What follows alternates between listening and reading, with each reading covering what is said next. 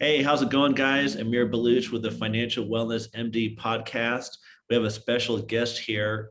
His name is Nathan Long. He's CEO of Quest IRA, and they self-direct IRA. They allow you to self-direct your IRA so you can get control of your retirement accounts.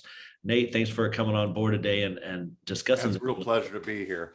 I can't wait till we get back to our live events. Those are coming up pretty soon, I guess. Yeah, I need to go. So it's been, I haven't been to one in about a year and a half, I feel like. So Yeah, we have to get you out there speaking at some of them. right. Good. Yeah, that'd be great. So, this is an important topic because I feel a lot of people that this is like a hidden topic for people. Like they think that they have to go with a financial advisor and they're stuck with stocks, bonds, and mutual funds. And you and I both know that probably there's 95% of people that should be taking control of their retirement account and self-directing their IRA.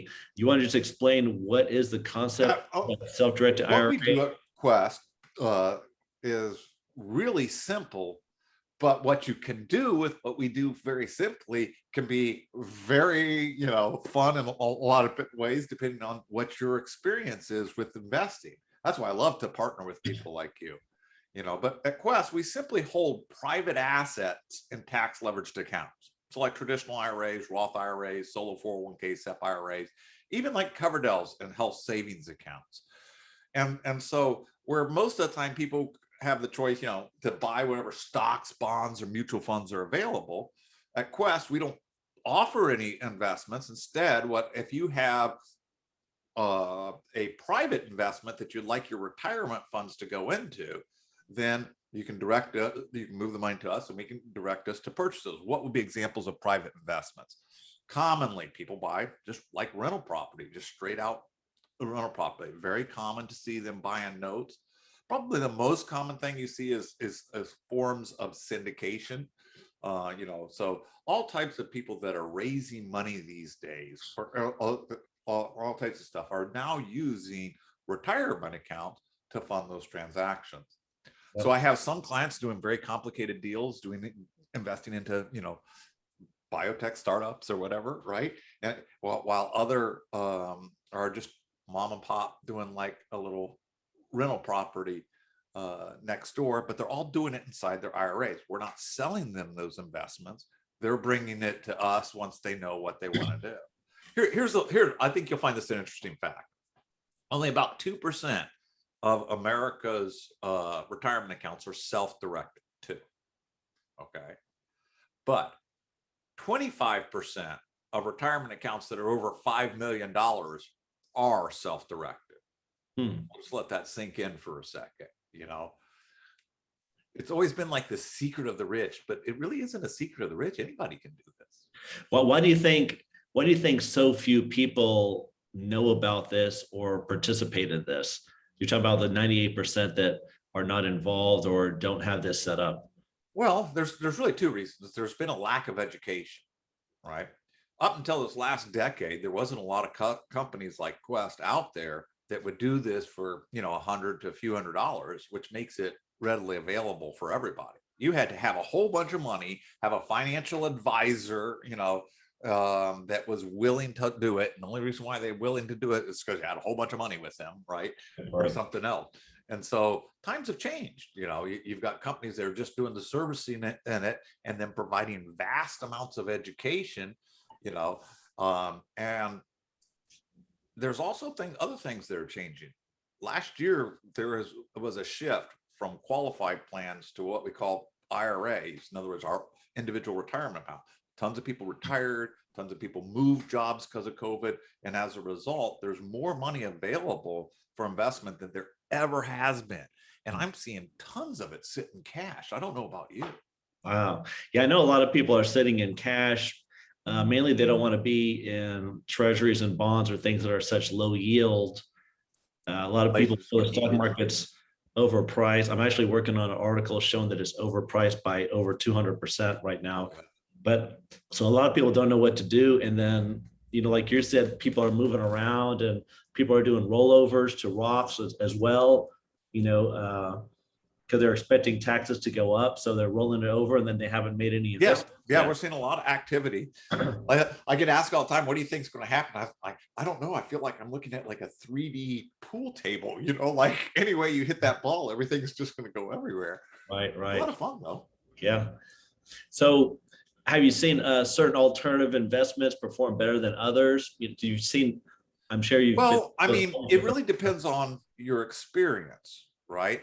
I can point out investments where you make 5,000% return and you go, wow, that's the best one. Really? How much time did you spend on it? And typically those are very small investments. So, for example, a person like myself, a little bit more senior in life, I have a job at Quest Trust Company. I may not want investments that are very active, if you know what I mean. Right. Like rental properties. Rental properties come with toilets and tenants and a lot of things like that. I like loans. I like funds that have hard money loans in them. I like real estate syndication deals. Why? Because I can put my money there, kind of put it up on the shelf, and it does its thing.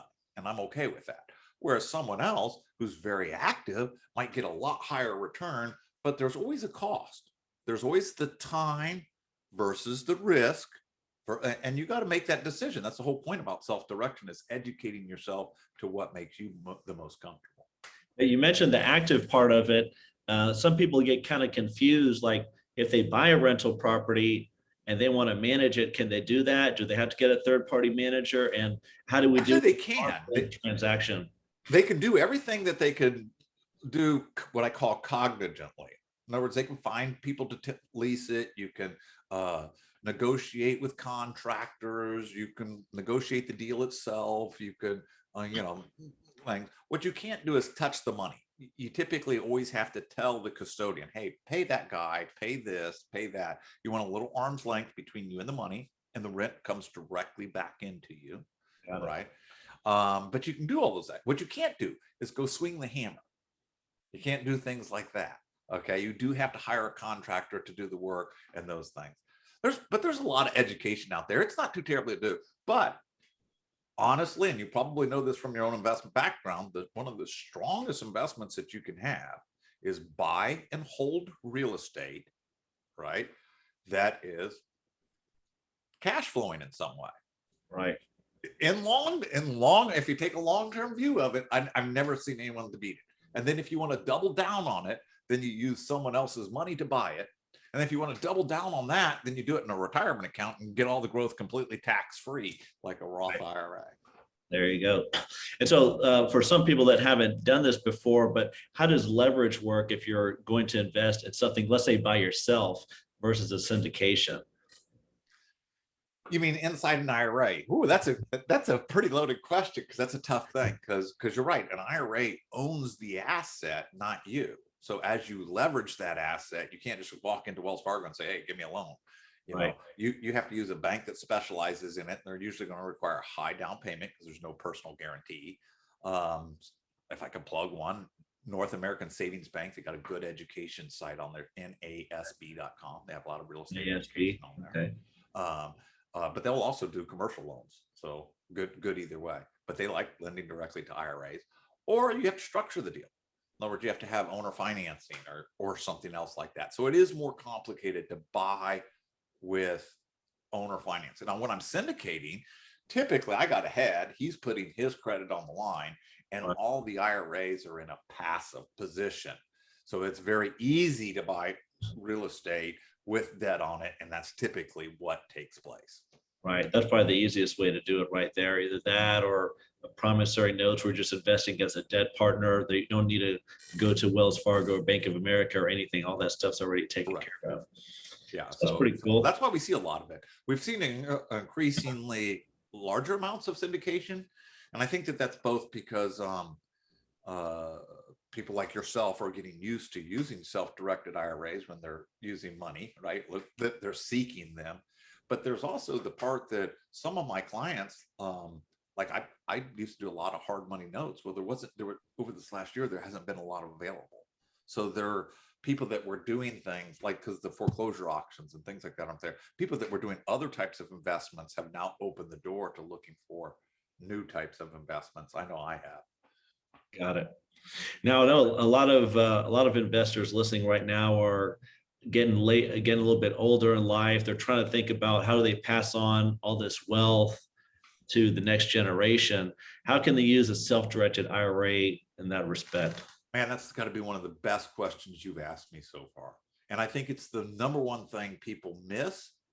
And the number one thing that when I have the opportunity to educate someone on how to use IRAs to actually build wealth, right? There's a difference between building wealth and making money. Don't you agree? Right. Right. Sure. Building wealth means you're not just looking at your today's situation. You're looking at your today's situation. You're looking at your tomorrow's situation. You look at your whole family situation. And as you understand that wealth is generational, one of the best things you could do is pass on hard assets. I'm talking real estate and things like that in a Roth IRA that you've already chosen to pay the taxes on, and it can continue to grow tax-free often for in excess of 10 years, right? At least a minimum of 10 years as you pass it on, and depending on whether it's your spouse or children or whatever, and learning those little tricks. And it's so sad that they don't teach people more about actually investing. They teach us all how to be so smart, but so dumb about our money. And that goes from the colleges to the high schools to our parents. Yep. They all do it. So many smart people out there that don't know how to deal with their money. Sorry.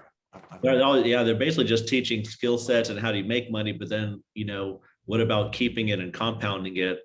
That's usually a big question mark. So unless you're actively going out there and trying to, find the people that are making it happen and figure out how they do it.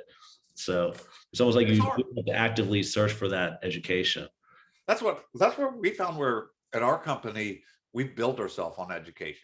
I figure if we give out free education, free of all salesmanship and everything, just like completely free, neutral education, and do it a lot, I'm finding that my best clients are the educated clients, the ones that know what to do, the things. And if people can actually ask questions and get answers on how do I do this? What would happen if I do that? There's just not enough of that out there. And so it's cool. It's one of my favorite parts of my job is being that free resource, because I hear over and over, and I know you do too, over and over again, God, I wish I would have met you 20 years ago. Right. I look at I wish I knew all this stuff 20 years ago, because I would have been better off too. But we're here now. Yep, don't you hear that a lot? And people they do, unless they usually I see people in their 40s, late 40s, early 50s, are like, wow, I don't know I could do this. And I know it's still like 90% of my friends are just have the regular traditional IRA, 401k, and all in a Vanguard fund, and that's pretty much it. So all chasing the exact same stocks. Everyone's chasing the same. Yeah.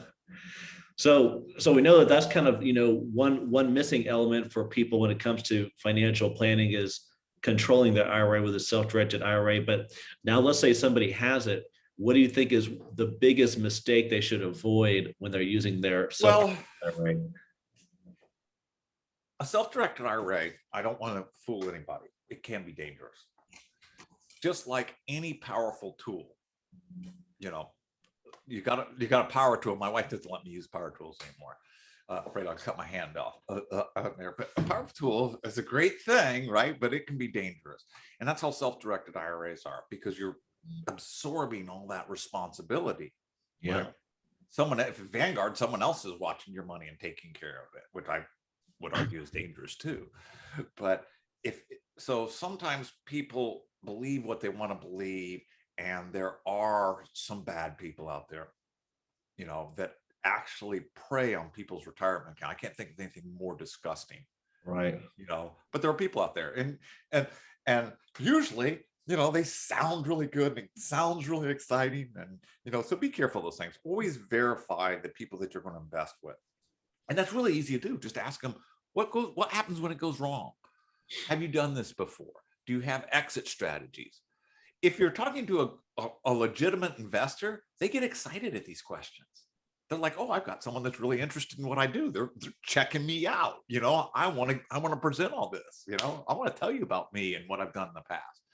But if you got someone that's a thing, they're like, well, don't you trust us? Or, you know, like they don't want to ask or make me feel uncomfortable doing that. Never, ever, ever, ever invest in something that you don't. That's a red flag right there. Yeah. Yeah. Like when you start asking all the questions and they're acting indignant about it, like, ooh, stop the train. But usually those people always have things in common though. I always call them that they're always in a hurry, right? They need the money right now or this is going to go away. Right. Right. Always in super hurry. And there is urgency to real estate deals, right? If you're doing syndication, there's time when it gets cut off. We don't get the money in time and things like that. But there's this super urgency. It sounds really good, but it's a little bit hard to verify. And the last part, I don't know what it is, but they're always good looking. I mean, normal real estate investors are pretty, you know, not gonna see this mug on the cover of GQ. I didn't know that's a common thread. I'm going to look at that next time. So make sure they're ugly if you're going to invest with them. Got it. Get the LinkedIn picture. Take a look at. No, I'm just no Photoshop. You know, but I call it good looking and cool. You know, they always seem to be cooler, and you know, you want to be investing with them, and you know, that's real investors tend to be a little bit more stuffy and maybe not quite as personable. You know, or just all about their business and you know, not that flash. 99% of people do it right, but there are those people that just go out there and see, with a self-directed custodian, we do whatever we're told to do. We're not looking at the investment. I see all types of investment like I wouldn't invest in that, but okay, it's vested, right? You know, charge her $99 and go on. So it's really important that you do take that self awareness and that you take the time to educate yourself and you surround yourself with good people. That's so important in anything you do. There's all good points, all elements of doing good due diligence before you make a move with your money in your IRA for sure. So what do you think would be, if you could just summarize or give the best piece of advice to investors out there when it comes to their money and self-direction in their IRA, what do you think the biggest piece of advice should be for them? Don't wait. The education is often free. There's plenty of people who have done it. So it's not like you're trudging out, you know, off all by yourself. Follow the paths that have been laid and pay attention to the people that you surround yourself with. And how you know who you're surrounding yourself with is ask them about a time that was difficult. If you think about people define themselves not whenever they're, you know, everything's going well. All the great stories and ballads and poems, they're about, you know, the struggles, David versus Goliath, whatever it is, right? The struggle, you know, that goes on in life. Well, I think the same thing defines companies. Ask them, tell me about a time when you struggled and what did you do to get out of it? And listen to what they have to say. Yeah. I think that is a great insight to all types of companies. And here in Texas, we have some of the best investment companies out there. There's all types of bad people too. And then there's all the stuff in between. But there's some really good ones out there. And there's some really good people who are not only driven by profit, but have a good moral compass. And that's what I look for. And those are the people I surround myself with.